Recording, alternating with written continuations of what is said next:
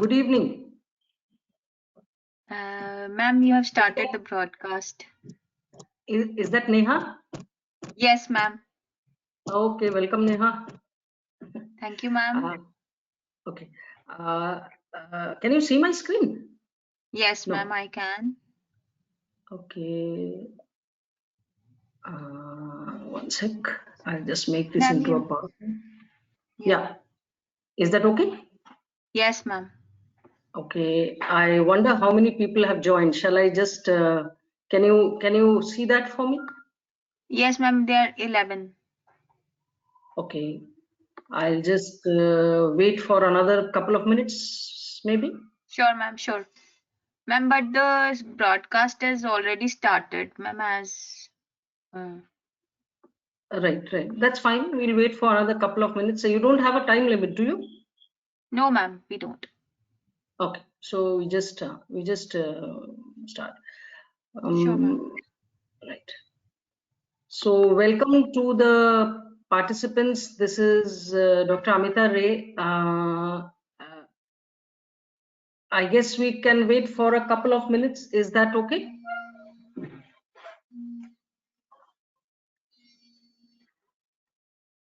Yes, Dr. Tamkin.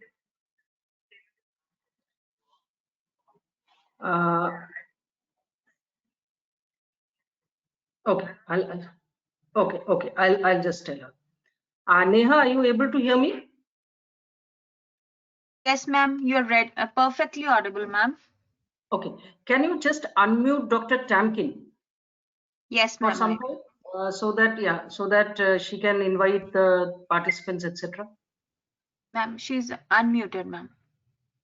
Dr. Tamkin, you are unmuted. Neha, can you hear me? Yes, ma'am. Okay. How many participants do we have right now? Ma'am, 14.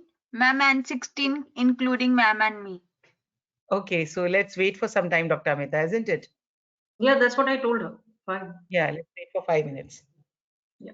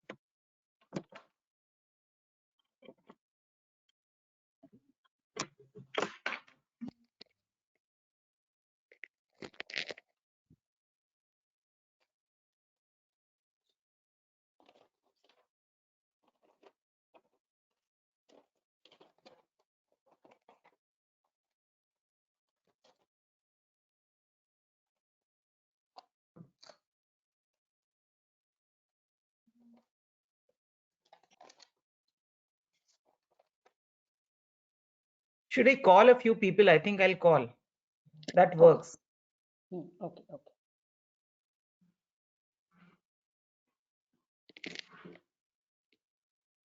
Neha, how do I communicate with you? Somehow you...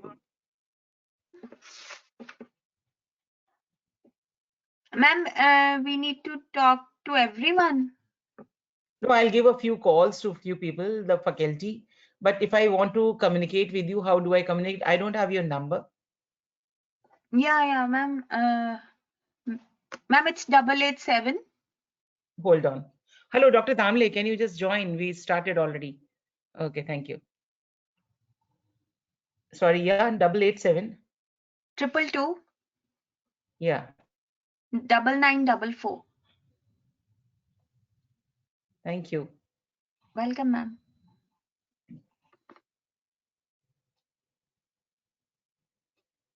Ma'am, should I make you the organizer? You can mute and unmute yourself. Yeah, please do that if you can do that. Yes, ma'am. Yes, I'll do that, ma'am.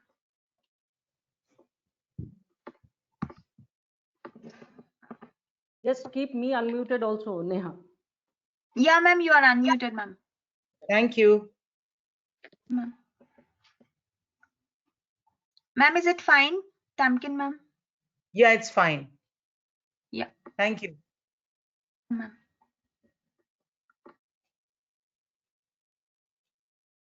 Hello, Dr. Shruti, we are waiting for you.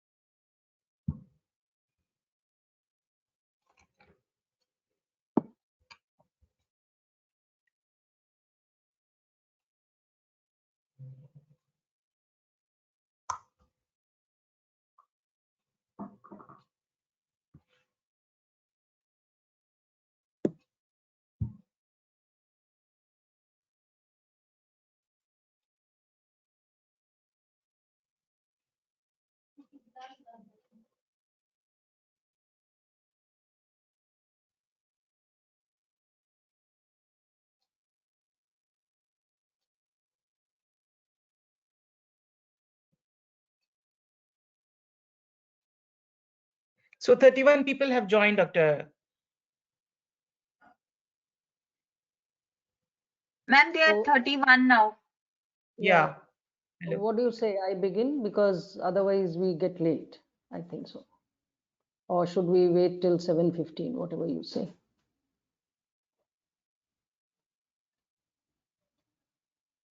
Others who have joined in time, they must be waiting. Yeah, exactly. That's.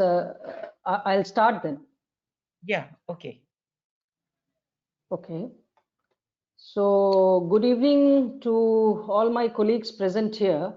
Just one And moment, Dr. Amita. yep, I would like, though she needs, Dr. Amita, Professor Amita needs no introduction. She's been there all the time with you on the group. She's a FAMER fellow. She's done her advanced course in medical education from Vellore, and she's also an international fellow in medical education from Dundee, and she's also MHP from Michigan, and she's also part of the research group, the Cochrane Review Group.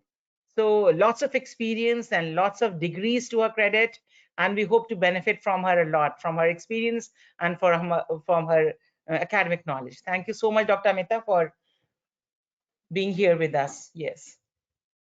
well, the thanks is on my behalf, Dr. Tamkin, for letting me be a part of this august gathering of OBG people. And it's really a privilege because every one of these experiences are a learning experience in itself.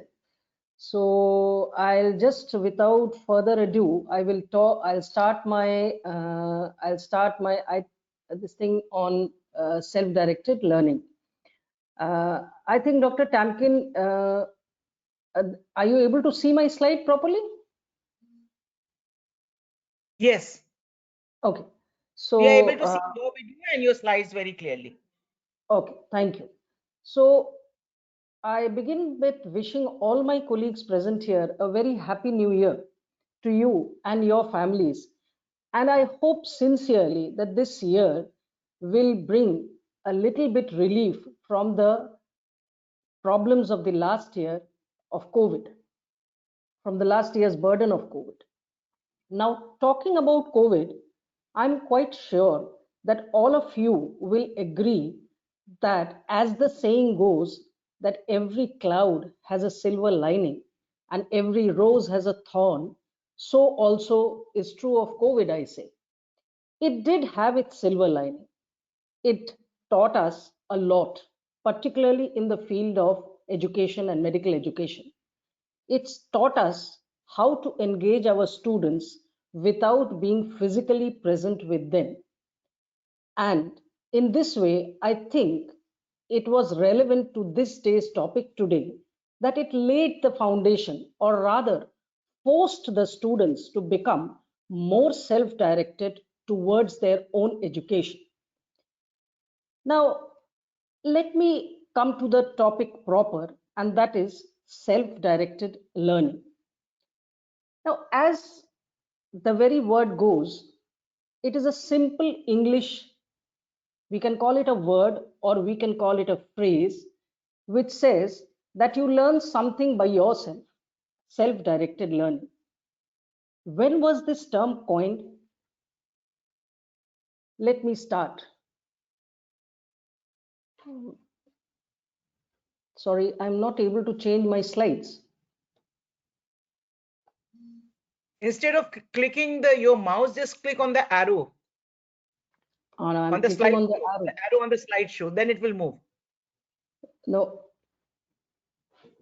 yes, it moved. It moved. Yeah. Okay. So one sec. These are all technical glitches. Just hang on a second.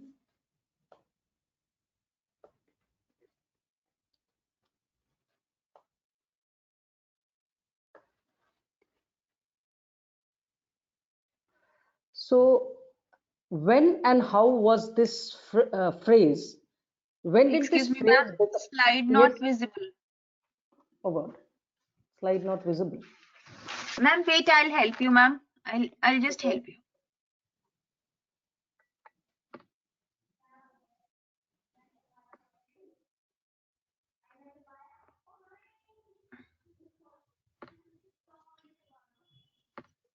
Ma'am, now share the screen, ma'am. Share the Right. screen. Yes, Yes. I have. Is that come? Yeah, ma'am, Okay. please move the next slide, please. Mm, yes. Yes, ma'am. It's working, ma'am. Okay. So, when and how did this phrase become a part of educational vocabulary? Now, if we try to trace it, you will see that it was Hewlett who in 1916 coined this term as self-directed learning.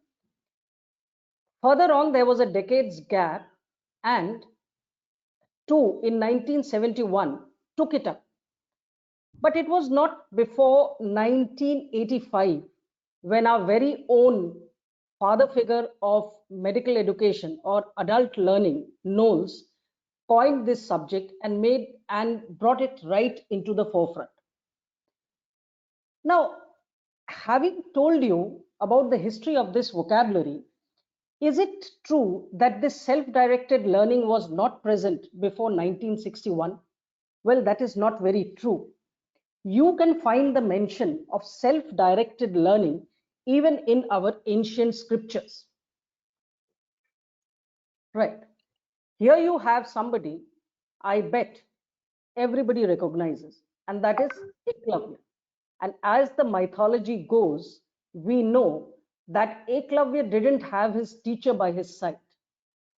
What made him such a famous archer, so famous that he was supposed to be more adept than Arjun, who was supposed to be one of the greatest archers of his time? Well, the answer is the intrinsic love for archery and the dedication towards learning it. And what kind of learning was this?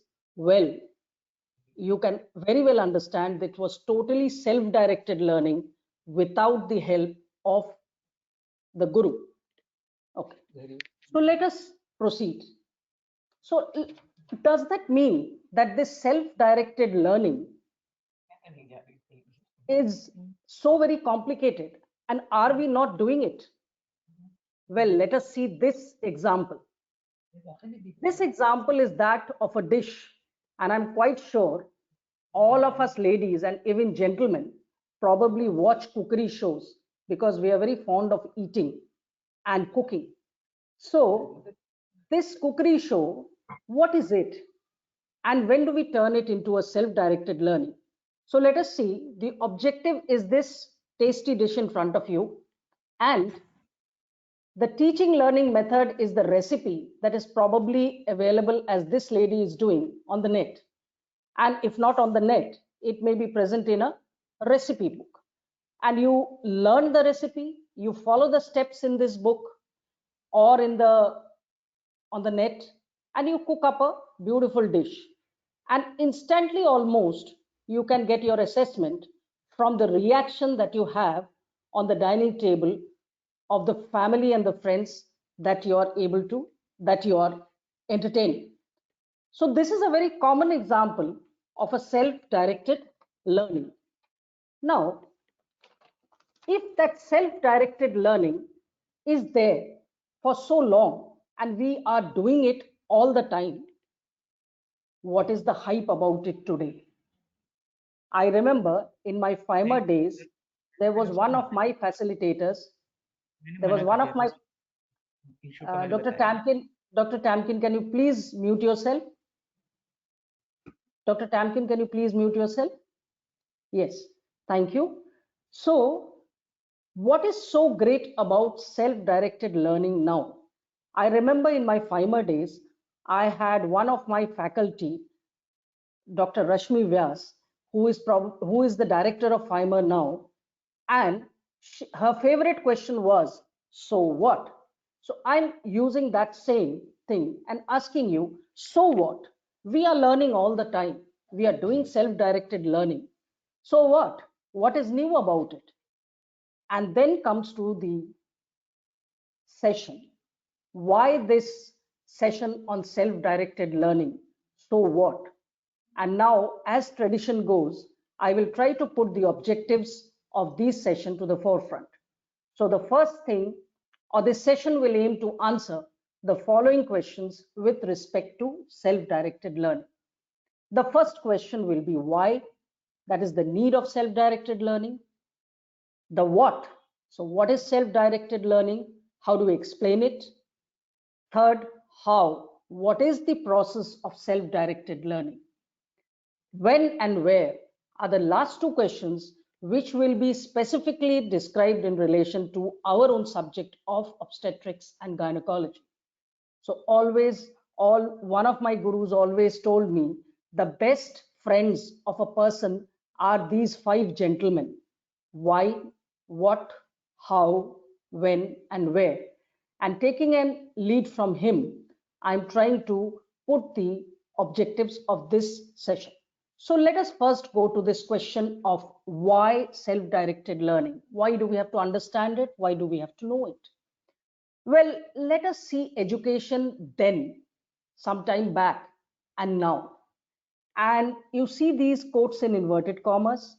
The only reason is that these have been taken from research articles. And let us go one by one. So we all know, and you all will agree, that education or learning is seen as a preparation for your entire life. So true, isn't it? Now, this preparation, what is happening to it? So it says in the late 1940s, and this is from a research paper which Knowles has written, and it says that late 1940s, an individual could expect to graduate from high school with 75% of the knowledge needed to remain successfully employed till retirement. You see, education always has a job relevancy. You know, we get ourselves educated to do a particular job or to go into a profession. So this quote says that till 1940s, you could expect that what education you got in a high school would be equal to keep you successfully employed till retirement. 50 years later, that figure has decreased to 2%. You see the drastic change. And this quote is from an article which was published in 1997. Now you can see almost a decade later, I'm sure this 2% might have reduced to 1%. So the gist of the matter is this, that school or university learning is no longer enough or no longer adequate preparation for life. Seen in another way, initial training or learning is not an adequate preparation for maintaining competence on the job or in a profession. And that is why the need for self-directed learning. So let us put it into the correct perspective. Why the need? Constant change in information, constant addition of information, constant change in circumstances. Is it realistically possible to have tutors by our side always? No. Therefore, SDL becomes absolutely necessary as an instrument of development of an individual in the 21st century and beyond. So the need of the hour is that self-directed learning be practiced by ourselves as teachers, inculcate the same in our students. The CBME curriculum tells us to do that and tells us to catch them young. Because if you catch them young, inculcate self-directed learning, this will lay the foundation for a lifelong learner, which is the absolute goal of the Indian medical graduate. And that then is the need of the hour for SDL. Let us now go to answer the second question. What is SDL? Let us define it, right? A process in which the individual takes the initiative with or without the help of others in diagnosing their learning needs, formulating goals, identifying human and material sources for learning, implementing appropriate learning strategies, and evaluate learning outcomes.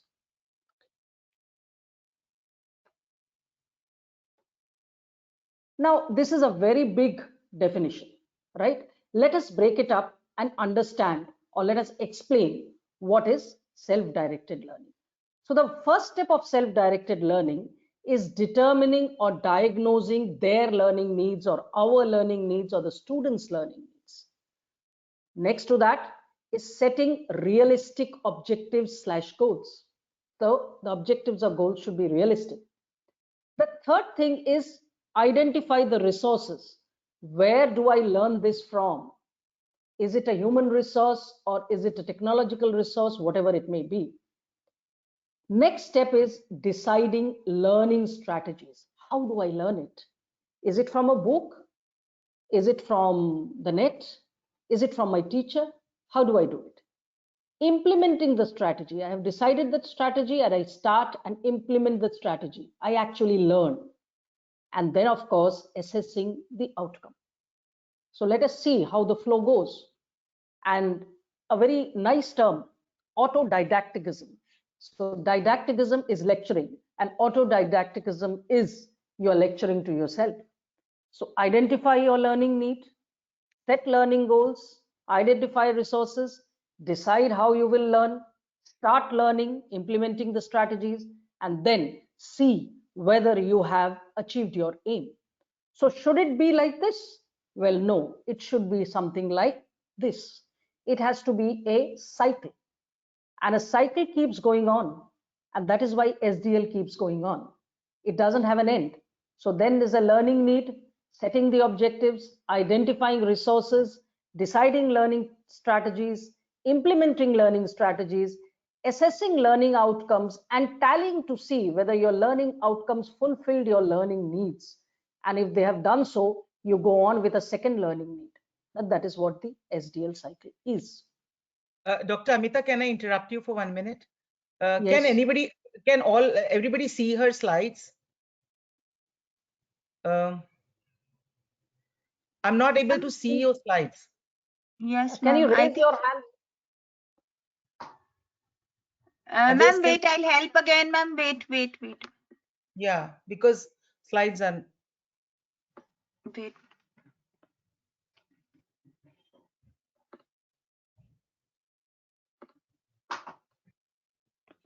There are 51 attendees now, Dr. Amita.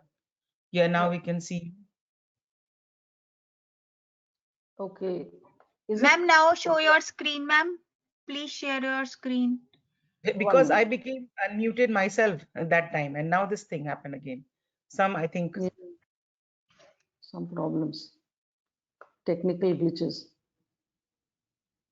Ma'am, please share your screen. Yeah. Can you see the screen now? And now we can see. Yes, ma'am. Synonyms. Okay. Yes, synonyms. Is my picture blocking the scene? No. Okay. No. So Is it okay? Now the screen is seen properly. Yeah. So I'll go ahead. Yes. Okay. So let us see what are the synonyms of this self-directed learning. So it has been called as self-education. It has been called as andragogy. It has been called as self-directed learning. It has been called independent study, autonomous learning, self-planned learning, autodidactics. Whatever it may be, it actually means self-imposed responsibility of the individual learner in the learning process. That is the bottom line of self-directed learning. Right. Now, before we go into further, I have just put this Dreyfus model in front of you because all of us medical educators know what this is. This is actually the model which shows how the skill acquisition happens in an individual. I'm showing this with a specific purpose because I want to tally it with my SDL. So let us see, it is a novice. First, we are all novices when we begin to do something. Then we are beginners. At least we have initiated the process. Some people like to call it advanced beginners. Anyway, we've begun the process. Then slowly and steadily, we come to the competency. When we are competent and further practice it, we become proficient.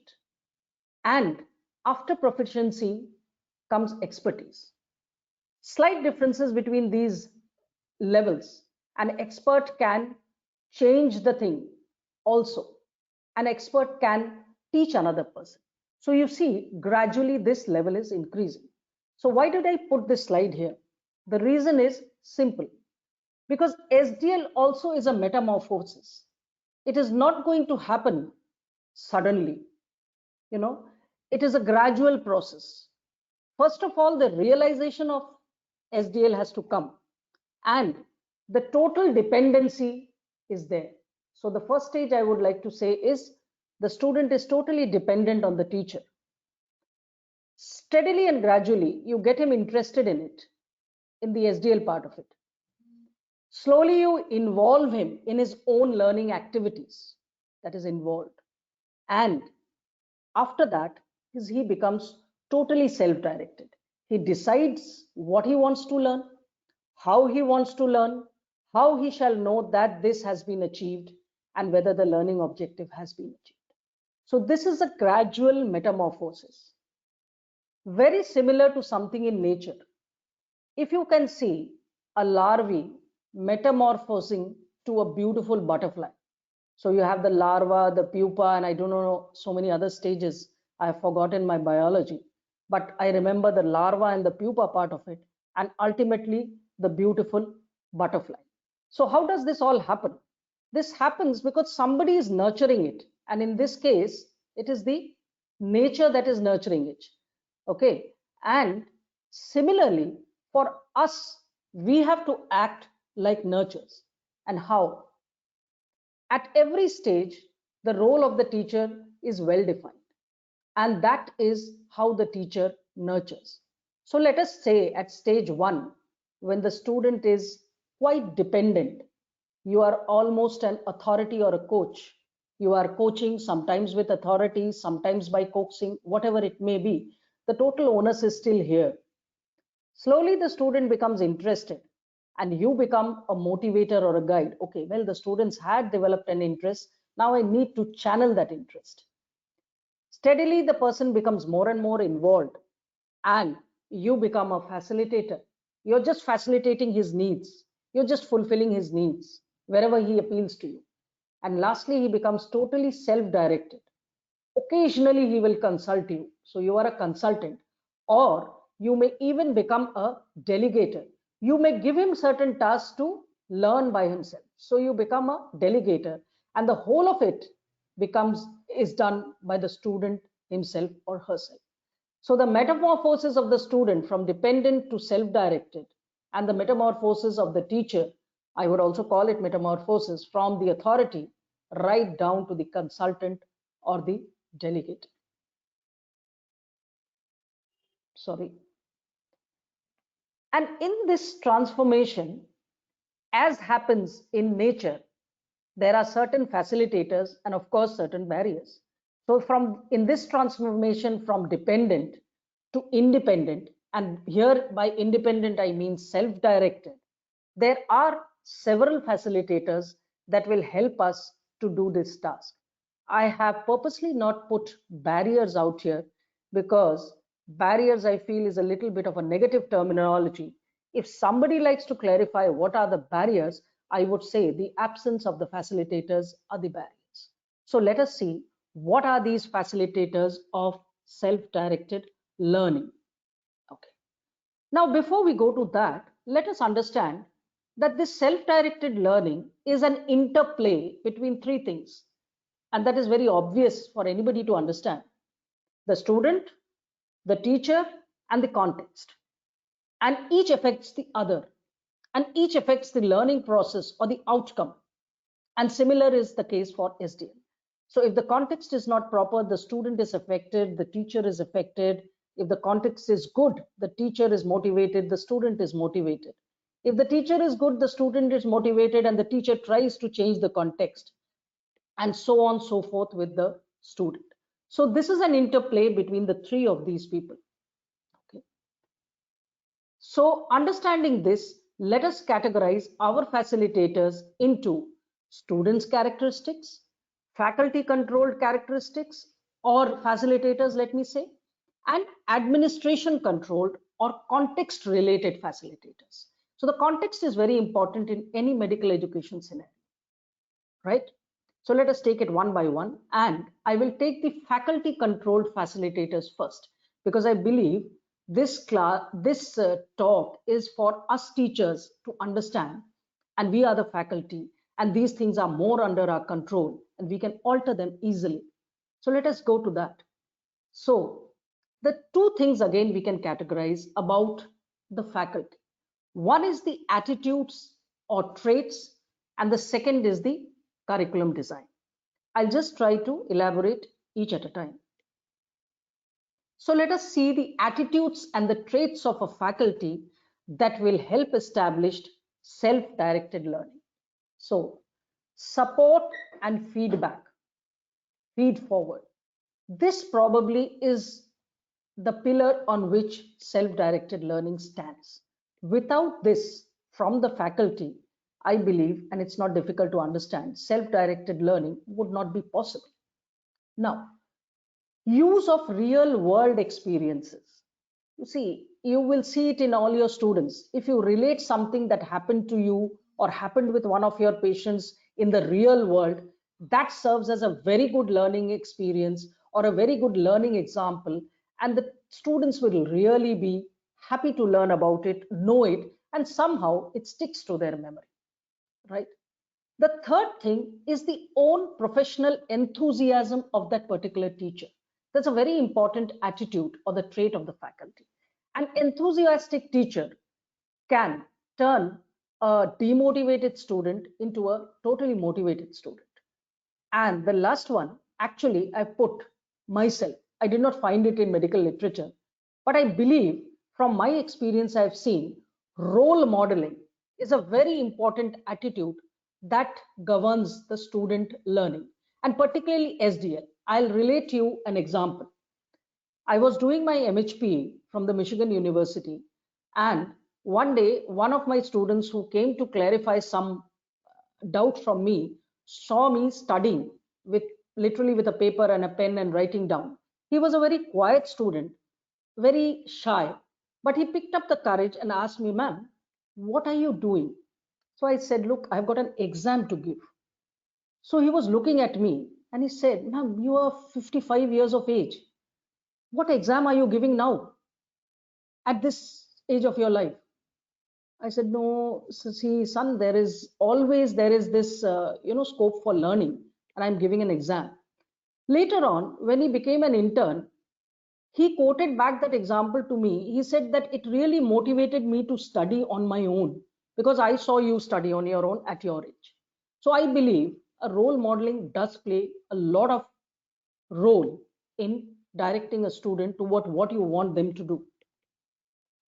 Next is the curriculum design. Now, this word, when we hear curriculum, we always like to say that, oh, curriculum is all given by the university, the MCI, the NMC, etc., etc. What can we do to change it? We have to take it. Yeah, fine, we have to take it. We have to cover it, as we are so fond of saying. But we are free to change the design. How we cover it can incorporate any teaching learning method, including SDL. And if in our curriculum design we put certain things, then it can promote SDL. For example, job shadowing opportunities. If you remember the student doctor program in the CBME, it is absolutely job shadowing opportunity. What the student does, he just shadows you. As you are doing your job, you don't have to worry about teaching him. He just sees what you're doing. And then he directs himself to learn in the same way. So job shadowing opportunities. Independent projects. Here also CBME has helped us. We have what we call these projects that the student has to do compulsorily at the end of the first phase, third phase, part 1. And these projects will be a very good initiative for self-directed learning. Clinical opportunities, we all know giving a case is a very good way of promoting self-directed learning. Integration and a clear assessment structure. The student has to be told you're going to assess like that. And assessment is the best way of making the students learn. We know all that. Assessment is the tail that wags the dog, or the dog that wags the tail, whatever you want to say. Assessment is what wags teaching learning. So this is another way or structuring or designing the curriculum in such a way that the students are motivated towards self-directed learning.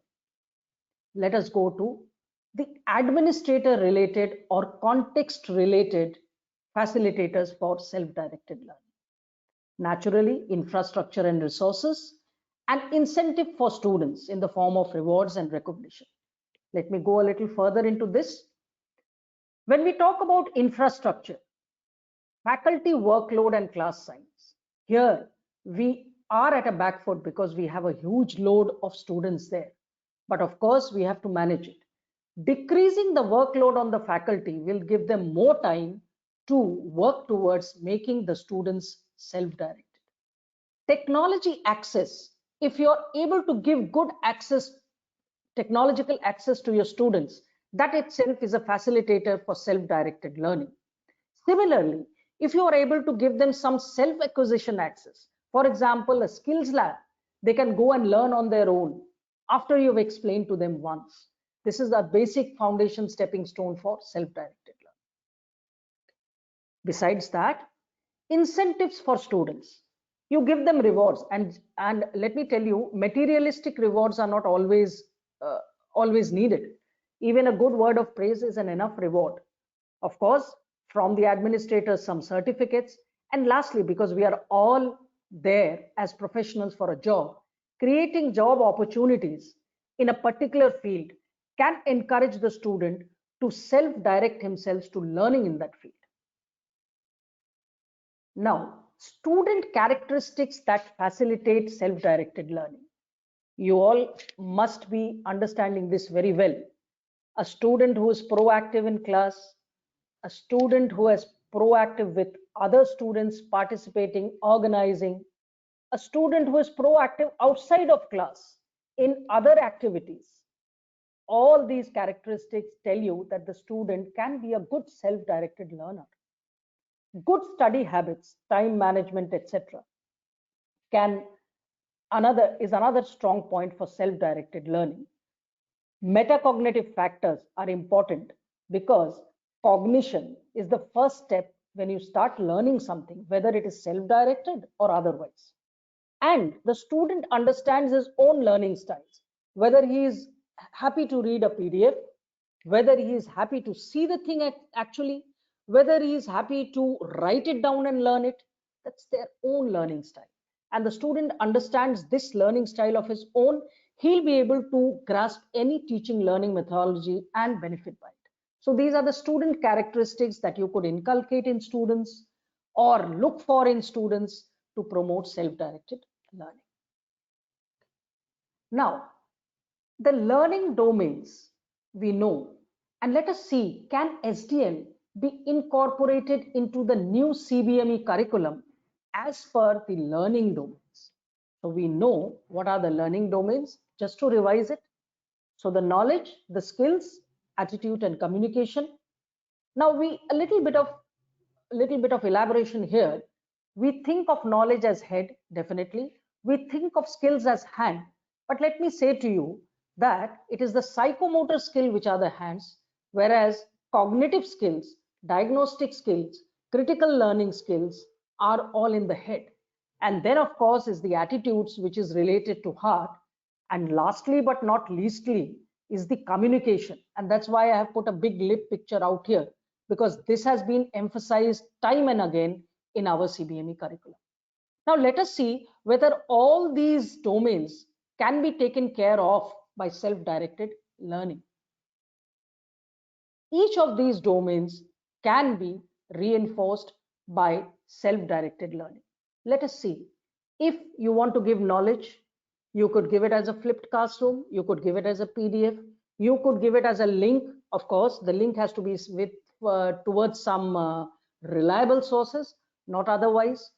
When it comes to the skills, cognitive skills, which are critical skills, you can again give a case scenario and ask them to learn at home or get self-direction and try to diagnose the thing.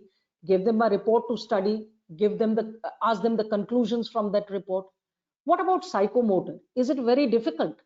No, it is not. You can give them some learning videos, and our Dr. Dalme has given you beautiful learning aids where he has taught us how to make knots, and the student can start making knots at home also or in his hostel as well. What about attitudes and communication? Again, we can give them stuff where they can learn on their own, come back and ask questions and the learning stuff could be in the form of videos or role plays, videos of role plays or videos that are available in the YouTube, etc. So each of these domains can be reinforced by self-directed learning. However, please, as faculty, remember that when we are using self-directed learning, it cannot be a standalone modality. That is where most of us might go wrong. Every learning method complements another, and the same is true for SDL. So do not change everything to SDL today. Try to do a blended learning, something with HDL, something which small group lecture, etc. And that is how you can derive the best out of each of these teaching learning methods. And that is the same true for self-directed learning. So in summary, let us look at certain salient features. So self-directed learning has been there since long, I should say since the days of Eklavya, even though that might be or might not be mythology. Information change and information addition has made it more relevant in this world today. Recent circumstances of physical distancing has made it even more relevant to every form of education, including medical education. What is very important about self-directed learning is that it is self-directed learning which lays the firm foundation for lifelong learning. Please remember, self-directed learning is not synonymous with lifelong learning, but it lays the foundation stone for lifelong learning. To go further, it has to be initiated. It cannot be suddenly organized, and it has to undergo a gradual stage of metamorphosis.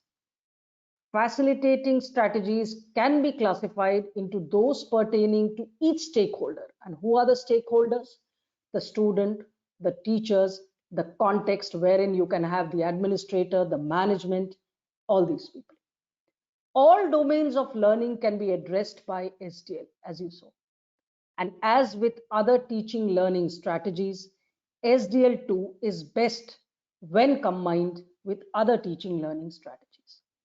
Now, this brings me to the end of my talk, and I would really at the outset say that please forgive me for any of the spelling mistakes or any of the mistakes that I might have made. And I would like to have your questions. Now, you might ask me the when and the where, how it is going to be discussed about SDL. We have got Dr. Jayashree with us, who's going to tell you SDL in context with OBG. She has taken up one OBG competency and she is going to tell you SDL through that OBG competencies. So I'll first await some questions if there are any, and then we'll go on to Dr. Jayashree's presentation. If there are any questions, I would just ask somebody to raise hands. Dr. Amita, Yes. this is Dr. Tamkeen. Thank you so much for a lovely presentation. So comprehensive, so lucid, and at such a nice pace. The pace of the whole presentation was so good. I really enjoyed it very much. And your lovely examples, you know, Eklavya, and then the larva, and then the way you use it for nurturing, you know, just the analogy, nurturing a student during self-directed learning. Can we just go back to your slide regarding the things which will facilitate SDL? So can you just expand on that? Because this one, because this is a facilitator. Yes, these are the facilitators. The part where you were talking about feed forward, feedback. Okay. Oh, that comes a little later. Yeah. Later. Yeah, later on. Yeah. Can you just? I think it is there. Need to go backwards. You want me to repeat the whole thing, or you want me to repeat the slide? If you could give some good examples and just expand. Yeah, this one, because this is something which is going to be very useful, and I really appreciate that example that you gave, and I can vouch for that. That in spite of being part of the Cochrane study group, the other day you were telling me that you also gave that ICMR exam, and it's really appreciable.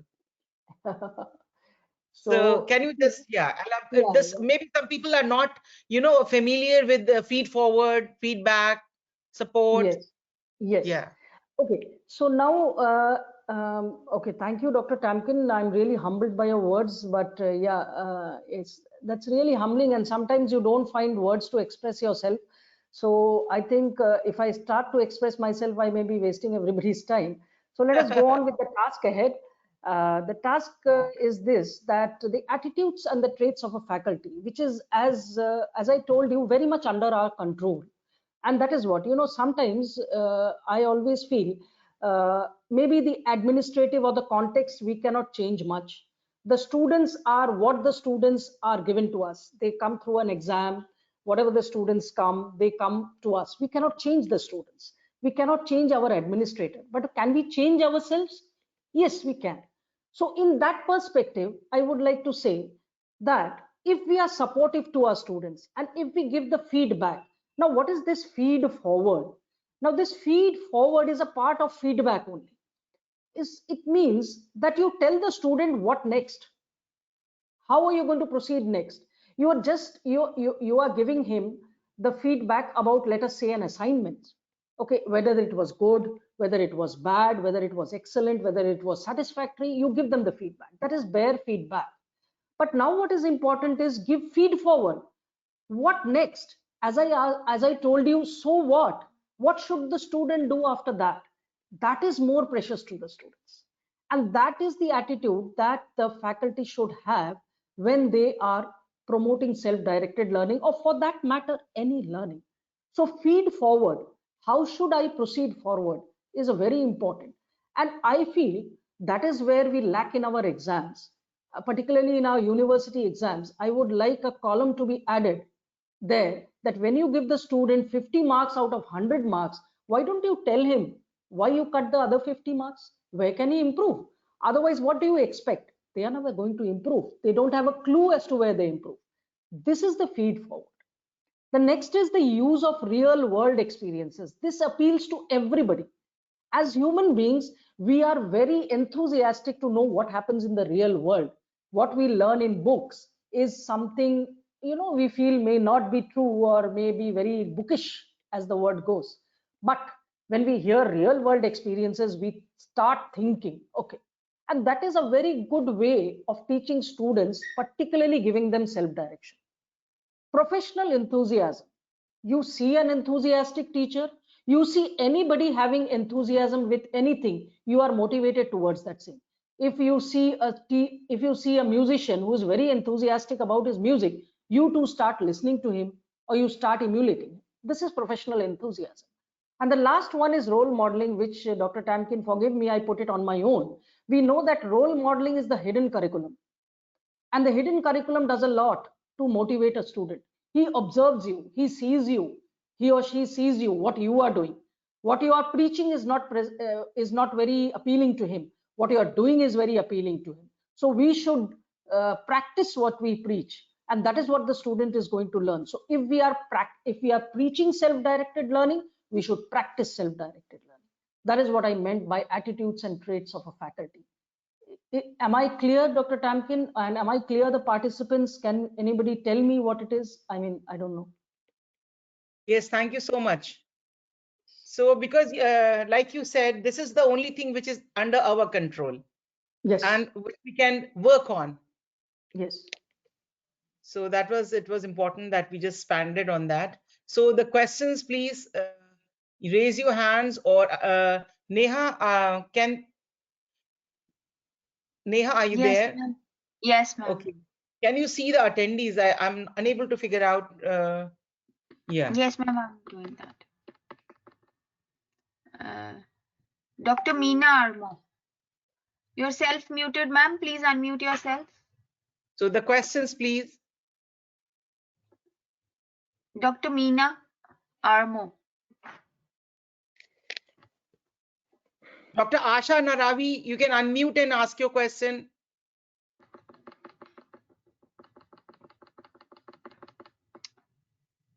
Dr. Anjali.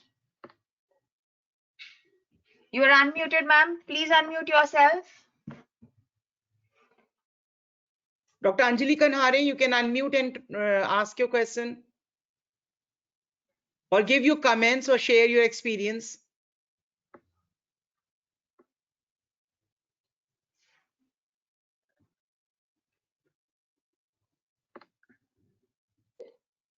Neha, I think they are not able to figure out, or is it something Dr. wrong? Asha has done, ma'am. Dr. Asha. Yes, Dr. Asha. Ma'am, I didn't get what was the question. Sorry, ma'am. No, there was no question. You want a question, then Dr. Amita is there to answer your question.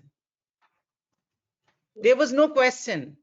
Yes, ma'am. Yes, ma'am. Yes. He was inviting questions. Yes, ma'am. So any questions? Dr. Deepa? Yeah, ma'am, she's unmuted. I've unmuted her. Please. Dr. Deepa, please unmute her, Neha. Ma'am, I have done that. Okay. No, but again it becomes muted. Ma'am, now it's self-muted, ma'am. Okay, Dr. Deepa, you can unmute and talk. Or you can type in the chat box. I'll be able to see if it's a problem. Ma'am, even Dr. Shobha. Shobha, Dr. yeah, Shobha. Dr. Shobha Goody is there, yeah.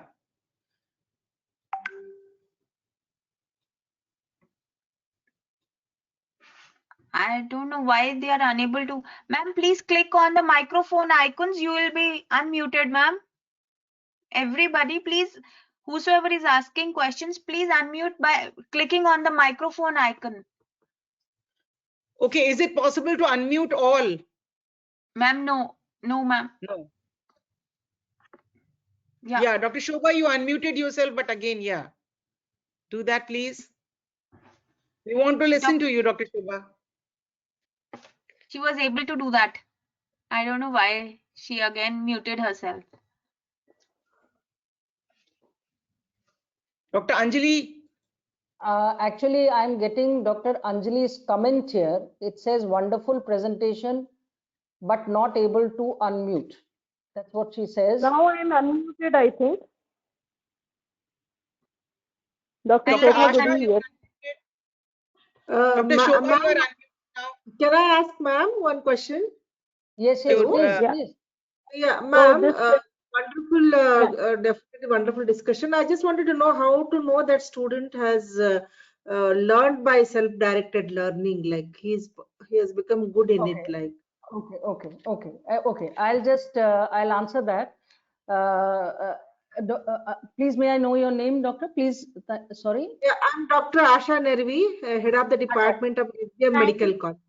Okay. Dr. Asha, when you're trying to see whether somebody has really learned, you will have to go to that assessment part of it. But if you really want to see whether it is self-directed learning, you will be easily able to see that the student has made an effort. Let us say you give her or him a PDF to read and give the person some questions to answer, and the person brings back the answers to you the next day. They may be right or wrong. That is assessment proper. But there has been an attempt to learn and answer your question. That tells you that you have made the student at least interested in it. Now, when you see the student is interested, you can build her on to the motivated level, saying that this is another topic. Can you learn it by yourself? Then the student might go and look for resources. There she might ask you for, he or she might ask you for help. Ma'am, where will I find these resources? So now you can see your student is motivated. Motivated, Second level. yes, ma'am. Yes. Yes. The third level, when the student has become totally self-directed, the student will come and say to you, ma'am, I want to learn this. Okay, please tell Yes, ma'am. me the resources where I can get it. So you see, the student has already fixed their own objective. He wants to learn this. The objective is fixed.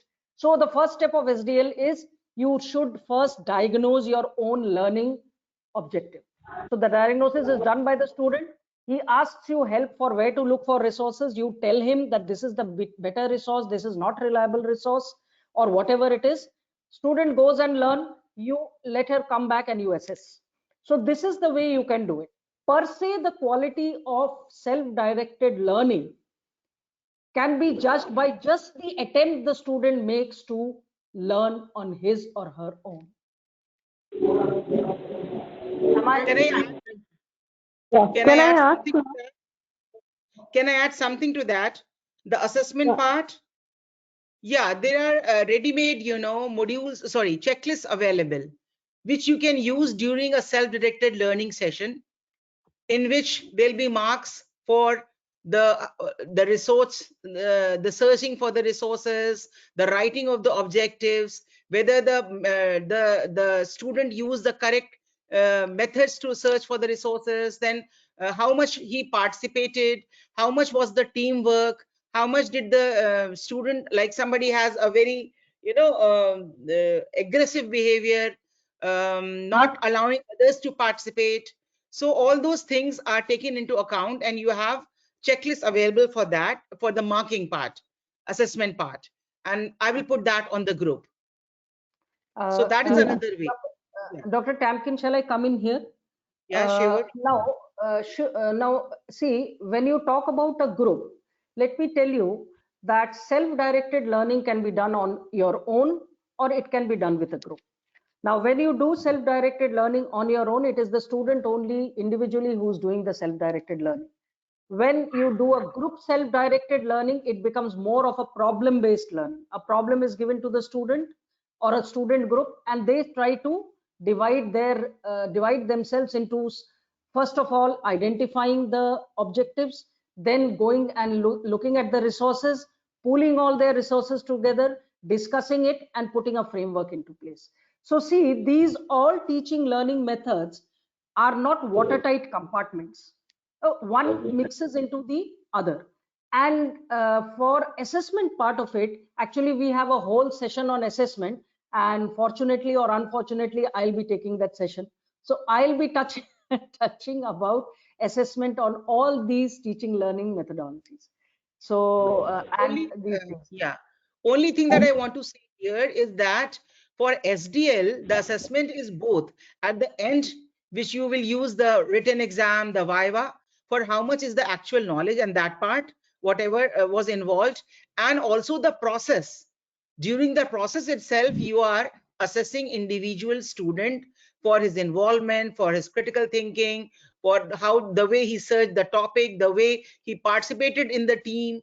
All those things you are doing it at the same time. So your role has to be just watchful, and at the same time you are doing the assessment simultaneously, and you can develop your own matrix ki kitne marks, how much marks you will allocate to which activity of the student. So both ways. Okay, and Dr. Amita will be expanding on that during the assessment part. So can I ask if there are no more questions, or are there any more questions? Yes, Dr. Oh, Shobha, you are on.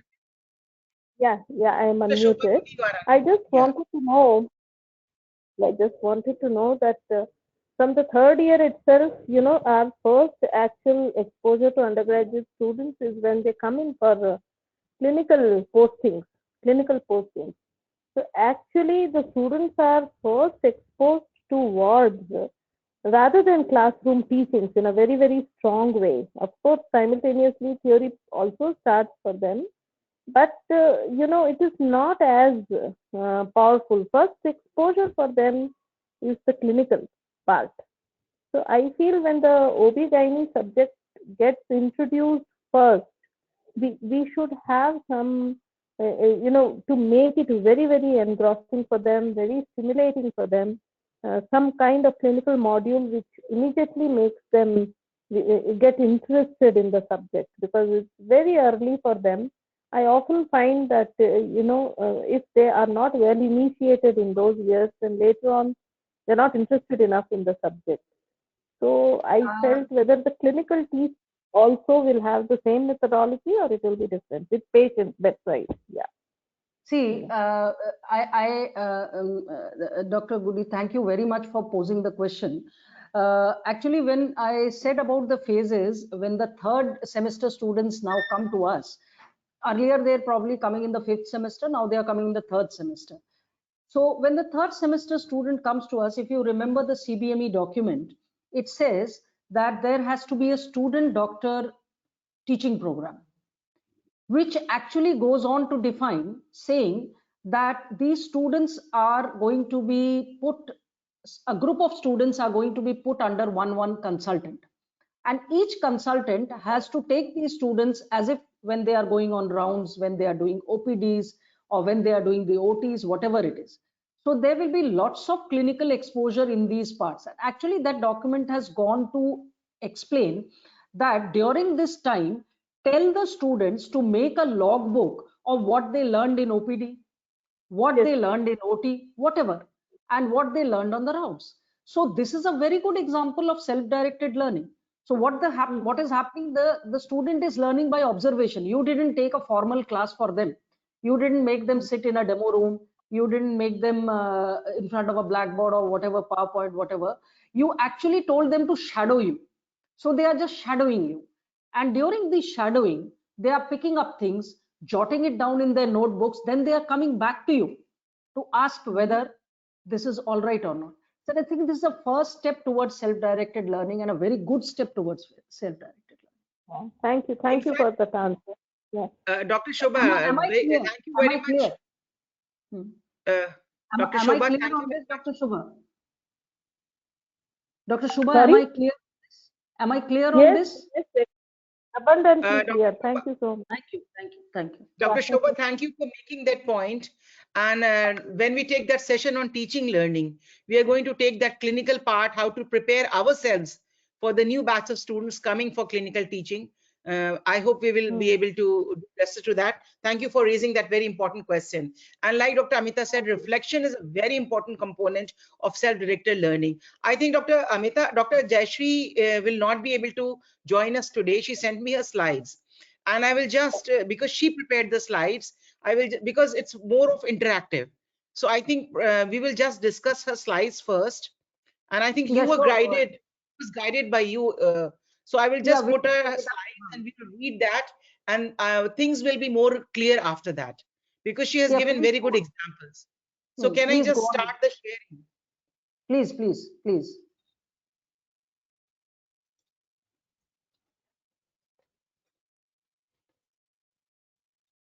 So can you see my screen? Can Yes, you all ma'am. see my screen? Yes, ma'am. Okay, so this is prepared by Dr. Jayashree because of some urgent, personal reason she was not able to join today, and she sent me her slides. And Dr. Amita, I hope you will help me because these are not prepared by me at all. Okay, so she has given one example of self-directed learning, how to go about it. And she says that, for example, we are trying to develop a session of SDL on the OG competency 9.5, which says describe the etiopathology, impact on maternal and fetal health, and the principles of management of hyperemesis gravidorum. So the learning objectives will be describe the etiopathology of hyperemesis gravidorum, discuss the impact on maternal and fetal health, formulate a plan for hyperemesis gravidorum for a given case scenario. So the next, for stage 1 learners who are just starting with SDL, you saw the stages that were shown by that were very nicely described by Dr. Amita.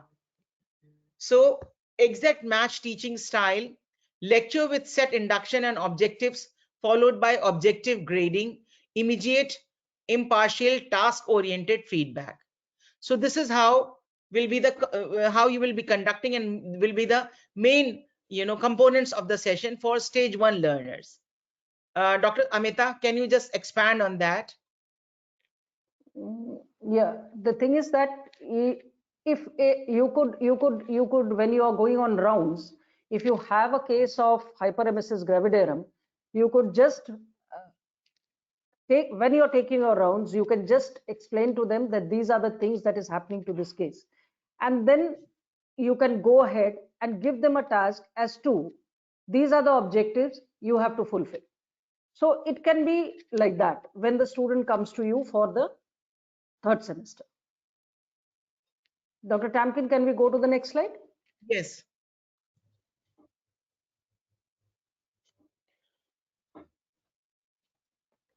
So for stage 2 learners, students will be encouraged by facilitators to set goals.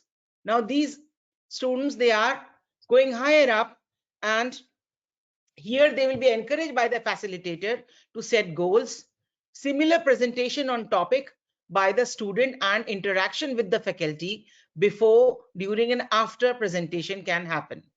And the teacher explains and justifies each assignment and persuades students of its value.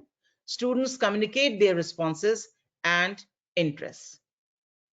Okay. Now see, So when the student comes in the second stage, and when we give them seminar presentation, what we are exactly doing? We are doing the first step of the SDL. The SDL says set your learning objectives. That means the student has to set their learning objectives. Here what we are doing is we are giving them the learning objective. Let us say the topic of the seminar, fibroid uterus. But the rest of the thing the students are doing their own.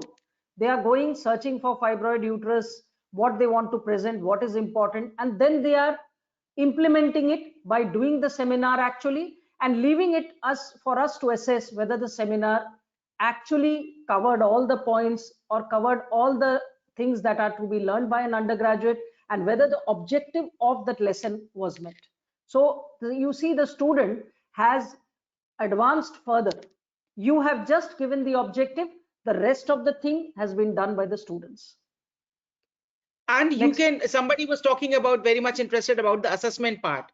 So again, you can just like you evaluate a micro teaching session for teachers, you can use same kind of checklist or assessment method for this. Have marks on the content, on the lesson plan, the presentation, the way the body language of the student, the way the student was able to answer your questions and participate in the discussion. So this is the stage 2 learner, and this one was the stage 1 learner who was just dependent learner, and here he is becoming the interested learner. Now we move on to the stage 3 learners. For an undergraduate class of 150, before the students have their SDL sessions, at least one small group learning session where the educator will act as a facilitator to help the learners to come out with measurable objectives identification of resources, for example, like green top guidelines, case scenario, etc. Now here you see, as I told you, the cycle of SDL. What was the first thing that the learner has to do if they have to fulfill the SDL? The first thing that they have to do is set their learning objectives. What do I want to learn? So the student here has started doing that. What he's trying to do is, what do I want to learn? And of course, what he wants to learn will be the topics that will be coming in the exam. So he will look at the topics that are come in the exam and say, ma'am, I am not able to understand this topic. This is the difficult topic. So he has come up with his objective. So now you can see even the first stage of the SDL, that is the first requirement of the SDL, setting a topic, setting their learning goals, that also has been accomplished by the student. So right from the beginning, setting the goal, and then of course, identification of the resources, as is said in this slide, textbook of obstetrics, or maybe some guidelines, or maybe some scenario, and then of course presenting the case, and then of course is the assessment. So the learner has gradually gone from dependent to interested to motivated, and finally to self-directed learning. So he's more involved because he knows what he wants to learn. He's now able to decide what is important for him to learn or not learn. Okay, so now he's at the involved stage, and the teacher is also shifting. The first one was authority, the second was just a motivator or a guide, and now he has become just a facilitator. Okay, and now this is just an example for that she built up for giving to the students as a for a self-directed session. So she has given one example, and then we can skip that. Yeah, we can skip that, Dr. Tam. That's what I was thinking. Yeah, So yeah, she has made a case scenario, and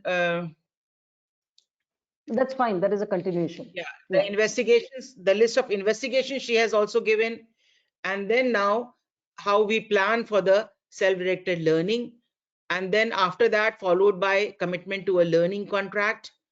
Prepare at least, this is the task given to the student, prepare at least 10 MCQs on the topic which will demonstrate what is to be learned, how it is to be learned, and how learning will be verified. And then evaluation of the whole process could be pooling of the questions prepared by all and have an evaluation by the objective type questions. So this was end of the, I'll just end it. Can you stop the sharing? Yeah. Neha? Yeah.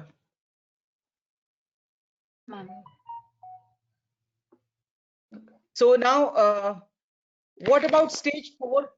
Which students will be stage 4? And what can you give us examples of each? Stage 1 would be a lecture, isn't it? Stage 2 would be a seminar, student presentations, and the stage 3 learner would be case-based, problem-based, which Dr. Amita has already discussed. What about stage 4 learners? Any examples for stage 4? Anybody would like to say stage 4? See, what we can say is that when you come to the postgraduate level, you will find a lot of stage 4s, because the postgraduate student now knows, let us say, when the postgraduate student becomes a thesis writer, lot of the thesis writing is done through self-directed learning. And that you could give as a very good example of being totally self-directed at that time. Of course, there may be other examples also, and it is it's not forbidden that an undergraduate student cannot become a totally self-directed learner. An undergraduate student can definitely become a totally self-directed learner. But gradually processing happens, and maybe in the postgraduate state, you will find more self-directed learning than in the undergraduate state. And one example of this would be an intern who's seeing a case and then going back to the books and coming back and managing the patient. Yes, definitely. That is another example. Yes. Another example. Yes. So now can I just some experience sharing from the people who have joined? You can just raise your hand and give us some examples. So, Dr. Amita, what would you say about 1 minute preceptor? Yeah, a 1 minute preceptor is a very good teaching learning method. But thing is that self-directed learning, yes, one dimension of step-directed learning comes there, because when you're doing an 1 minute preceptor, you're asking the student about what he saw. So that is all self-directed learning from that part. And initiating the 1 minute perceptor is totally a self-directed thing, because once the student comes to you and asks, that in itself shows you that the student is becoming self-directed. So the attitude is there and the presentation is there, that the 1 minute perceptor, the first thing is that you get a commitment from the student first. That's the first thing that you do. So that of course is again another example of a very good self-directed learning part of it. So Dr. Anjali, can you unmute? Yeah, you are already unmuted. Can you share your experience, Dr. Anjali? Hello. Yeah. Am I audible? Yeah. Experience regarding self-directed learning, madam, I don't have much in that. But what is true is if you have a motivation, then only it is feasible. Like even with PEMAD, probably that is how we got into medical education. It was absolutely self-directed learning, like something new is happening and we want to be a part of it. Initially, it was a very difficult stage, but gradually we started liking medical education, and now we all are much into this, learning all the newer things and making things work. Even I think taking online classes and even attending webinars and like learning all these new things are probably a good example of self-directed learning. And like Dr. Amita says, initially she introduced the topic to us that way, because our needs keep on changing. So we need to know the self-directed learning, isn't it? Our need changed, and then we started learning, doing the online thing. Absolutely, Very right. absolutely. Dr. Asha Niravi. Yes, ma'am. Same as Dr. Anjali said, I also felt the same way. Like a webinar, and this is how we can learn. I just same thoughts as Dr. Anjali's. So the thing is that we have all been doing it, the case-based discussion, the seminars for different stages we have been doing, isn't it? Stage 1, stage 2, stage 3, we have been doing it. Only thing is that we need to go and learn the methodology of the self-directed learning. So there is a definite methodology. We need to have an assessment system in place so that everybody who's doing it in the faculty, everybody is knowing about it, everybody is sensitized to it, and we're using the same assessment method so that students also know what to do during such a session, isn't it? We all have presentations, by student presentations, we all have, even at undergraduate level, isn't it? So we need to just be conscious about it, to know the various steps of self-directed learning, how to conduct a session of self-directed learning, and to have some evaluation method in place so that we are able to, because in the CBME, they have clearly given directions that for OBG, I think how many sessions? Shuchi is there. Do you remember how many sessions of SDL are required? So I'll just go through it and give you the exact number after I go through the document. So some of the sessions, number of hours are mandatory. Yes, I have also another one thing to add to there, that since all of you answered that questionnaire, where everybody answered it, almost everybody. So I'll just make a statistics out of it to see how much self-directed you all are, and I'll come back to you.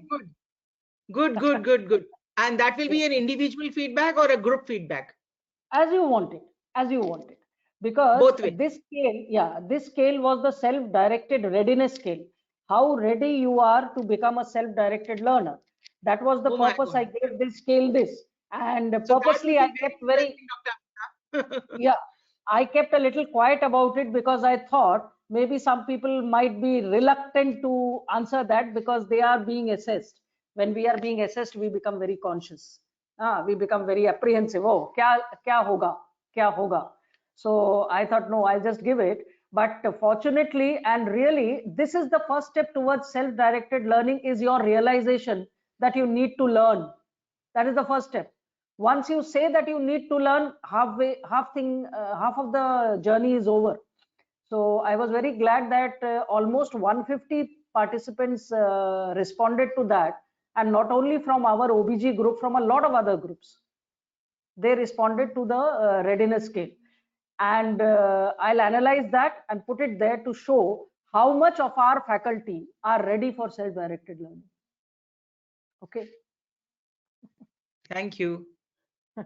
Dr. Aruna is there? No. Dr. Shuchi, anybody else would like to give their comments or add to our experience? I have been using a lot of, self-directed learning for my undergraduate students as well. So if no more questions, can we just finish now? I can't see any more hands raised. Ma'am, I can see Dr. one Anjali. hand. Yeah, Dr. Anjali, please. No, ma'am, it's Dr. Manisha Jain. Okay, yeah, go ahead. Please unmute yourself, Dr. Manisha.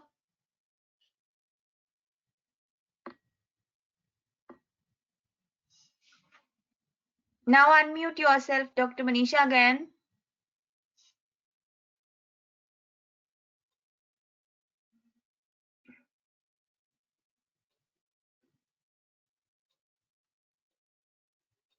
Neha, there's a question mark at some places. What does that mean? In front of some names, there's a question mark. Ma'am, that is, they want to ask questions maybe, or ma'am, I'm not certain about that. Okay, there's one question mark in front of Dr. Hemant Damle. Dr. Hemant, would you like to add something, please? Ma'am, like Dr. Hemant is, ma'am, self-muted only, ma'am. They can unmute himself.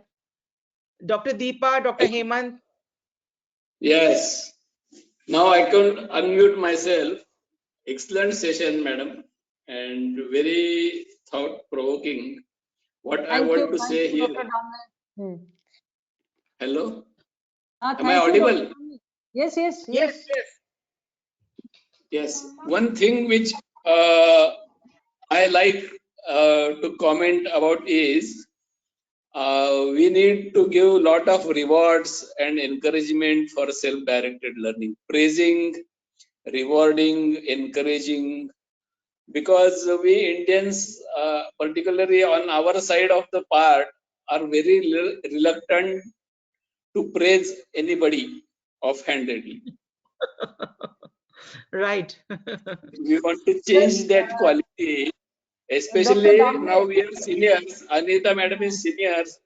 All of us are very seniors, but our junior faculty who have recently joined or who have done only few years in OBGY, as a seniors, we must encourage their motivation and self-directed learning, and maybe we can rope in them when we are doing our self-directed learning, so that by just shadowing they will learn. Also for the students in the batch, if they do something well, exceptionally, we can encourage them and praise them in front of the whole audience. So here I want to say, Madam Anita, very, very excellent presentation. Lot of take home. It is inspirational, and I would really like to be follow you, and you can be our role model in this journey of the famer. Because as such, I am very odd learner. Actually, truly speaking, I'm very self-directed learner. I used to bunk a lot of classes in undergraduates, and later on used to read from the books. Most of my feeling that time was the teacher always teach from the textbook. So why to go to lecture? Read the textbook. Very valid point. Dr. Damle, a very valid point. As teachers, not valid now. That is changed when I became the teacher and the faculty. So I always make it a point to engage students something which is not there in the textbook. Okay, thank you, madam. I'm over. I finished. Dr. Damle, please carry a box of chocolates with you all the time so that you can give one to the students and they can be motivated. That can be a good reward that we can do, no? That can Yes, always yes, be. I will give it. Yes. Keep a box of chocolates, as you said, always. I will tell you one example. Yeah. I am the head of the unit and I was the HOD. When this postpartum IUCD program started, anybody who used to put postpartum IUCD, I used to give them one chocolate next day when I took the round. That Good. made us number one in postpartum IUCD, and the government of Maharashtra gave us the reward.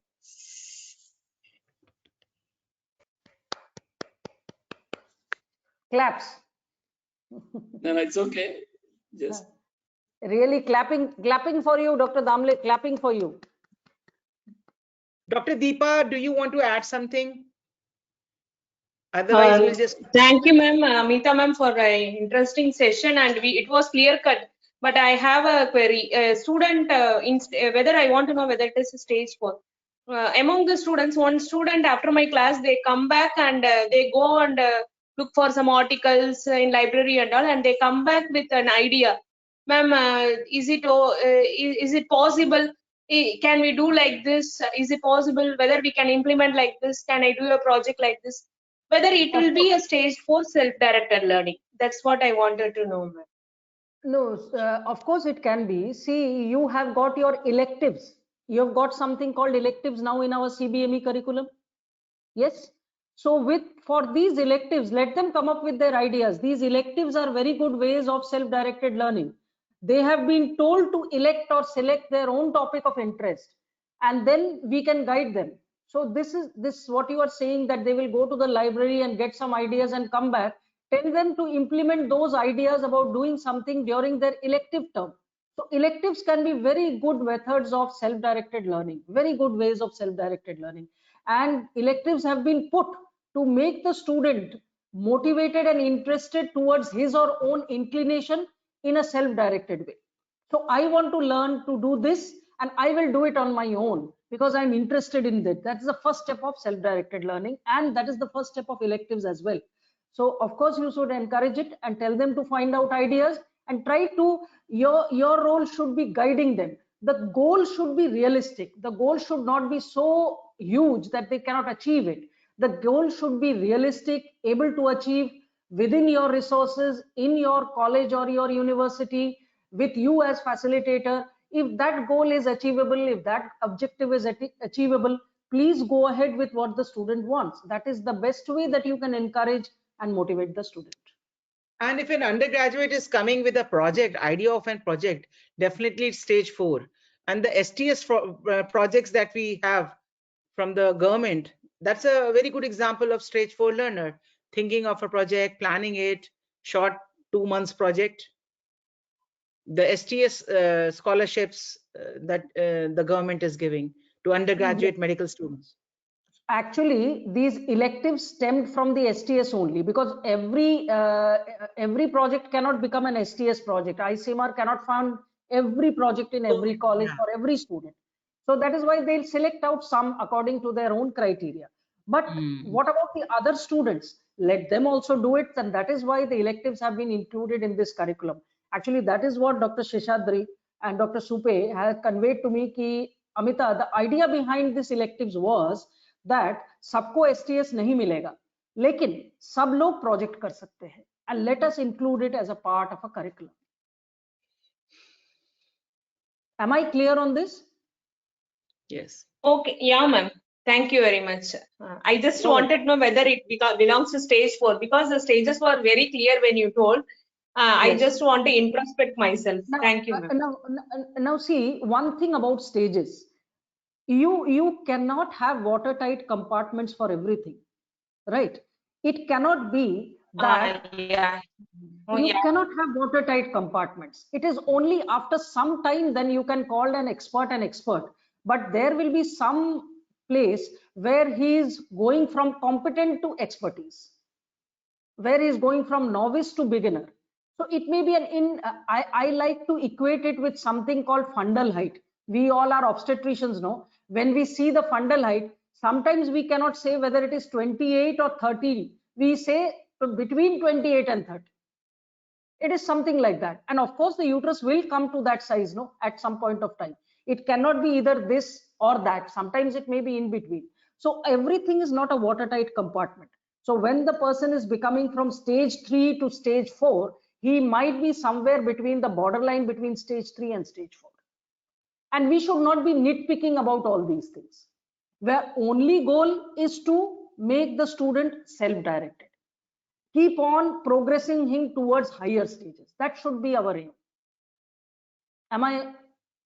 Yeah, a doctor has to be somebody who can do self-directed learning all his life. The all guidelines, all the time. the circumstances Yes. will change. And now, And let then there'll me be tell you technology. also Yeah. that lifelong learning, the foundation stone is self-directed learning. And then only you can become a lifelong learner. And of course, there are many other dimensions to lifelong learning also, which I showed you in the student's characteristic, metacognition, and all these things are there. But the first basic foundation stone is self-directed learning. Without that, a person cannot be a learner, leave alone a lifelong learner. So we all could not have learned laparoscopic surgery or now robotic surgery Absolutely. if we were not in the habit of, being self-directed learners. And for these things, sometimes we have motivators which are intrinsic and sometimes extrinsic. Extrinsic motivators are some that you have to learn it, otherwise you will not get cases to do. But intrinsic motivations is something like what I showed you in Eklavya. Eklavya did it because he loved archery. He learned it and he sacrificed his thumb. He didn't want the fame, but it was because he loved the art of archery. That is why he learned it. And that is intrinsic motivation. So motivation can be anything. That is a separate chapter in itself. Sometimes if we can discuss it, we'll discuss it. It's very interesting. But motivation can be either intrinsic or extrinsic. Extrinsic motivations are in plenty. You see, you have to get a bigger job, you get to get a higher salary, then you start learning laparoscopy, more patients will come to us. This is sort of all extrinsic. But there will be some people who want to learn laparoscopy because of the art of laparoscopy, because the thing that it pleases them, it makes them happy. So this is intrinsic motivation. And I believe intrinsic motivation, though few, is very strong, much stronger than extrinsic motivation. I hope I have made certain points clear. Yeah, very clear. So can we just call it a day now? Yes, please. Yes, it's a long time now. Dr. Amita, thanks to you. So everybody, we'll just sign off. Okay, in the end, Dr. Tamkin, what we can do is, since we had these technology glitches, let everybody write in the classroom. We have a Google Classroom. They can ask n number of questions in the Google Classroom, please. And I'll be more than happy to answer each of these questions at a personal level also. I'll be most happy to answer everybody's question. Please put it down either on the email or in the Google Classroom. I will definitely answer each of them to the best of my ability. And let us call it a day now. Okay. Okay, good night, everybody. Good night and a happy new year once again.